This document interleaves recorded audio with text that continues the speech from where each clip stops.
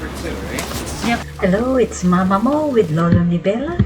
We are outside the Kusina on an impromptu Mukbang Korean grill after a long time in lockdown. Wow, we saw this restaurant had limited outdoor dining, so we grabbed the chance. This Korean grill works a little bit differently from the normal way. Since we're not allowed inside the restaurant, they will be the one to cook the food. We just put the number of meat or whatever we want them to grill on the sheet of paper, and then they bring it out to us. How about you? Where did you eat out after this long lockdown? Let me know. Put your comments down below. Kain na tayo ng beef.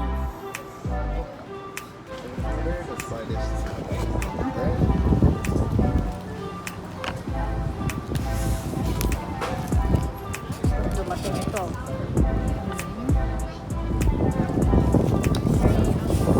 Beef. Salmon. Pork, chicken, and sausage. Ano kaya dito yung lamb? Ito yung beef. Kain na tayo. Beef and lips pala to. Yung beef. Yung beef. Oo, combined na.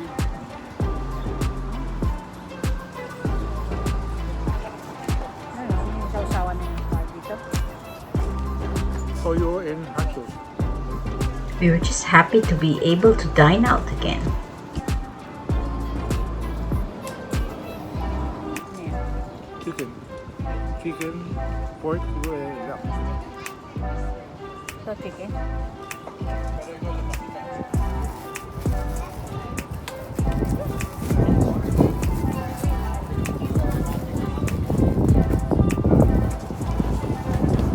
Sabi pala lahat.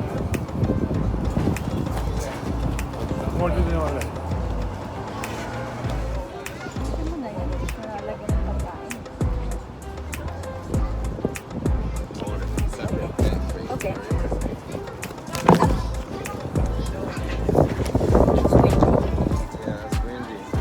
Can we also have some napkins? Thank you. Kimchi. Spicy sprouts. Tofu. Radish. Tikman ko rin.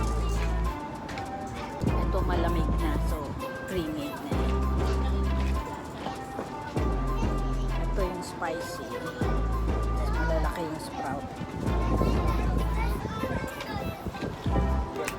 Malamig din. Hindi naman spicy.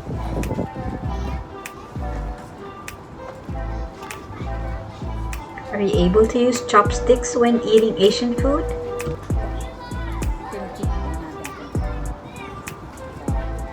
I'm not that good, but I can get by.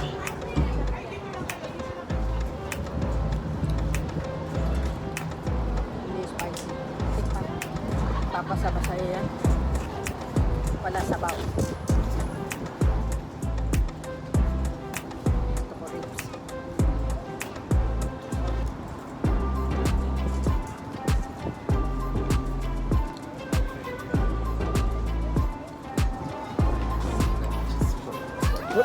Okay, I'm gonna take this. Thank you.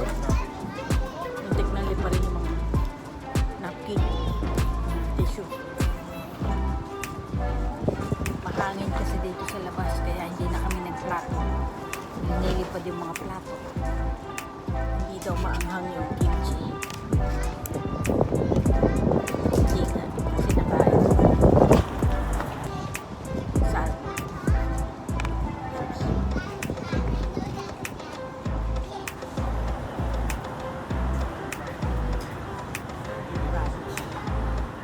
Oh, Filipino na.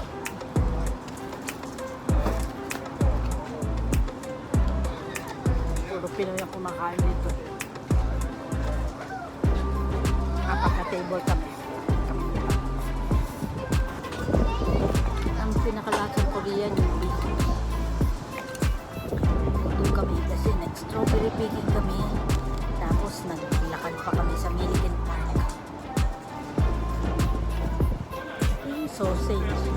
klaseng sausage yan. Chinese sausage. Pero hindi yung ano.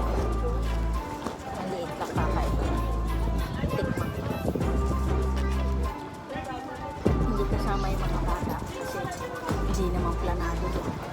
Ayaw nilang gumising na maaga para mag-strawberry picnic.